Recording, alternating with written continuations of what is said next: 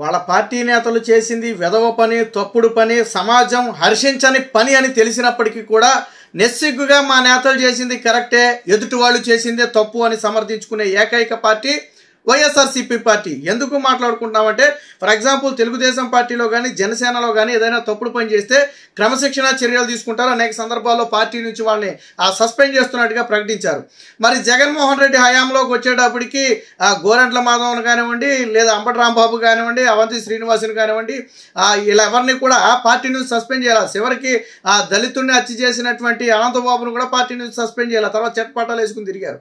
తాజాగా రాయచోటి నియోజకవర్గం గాలివీడు మండలంలోని మండల పరిషత్ కార్యాలయంలో ఎంపీడీఓ జవహర్ పై దాడి జరిగింది. చేసిన వ్యక్తి సుదర్శన్ రెడ్డి, అందరికీ తెలిసిన వ్యక్తే, వైసీపీకి అత్యంత అనుకూలుడు.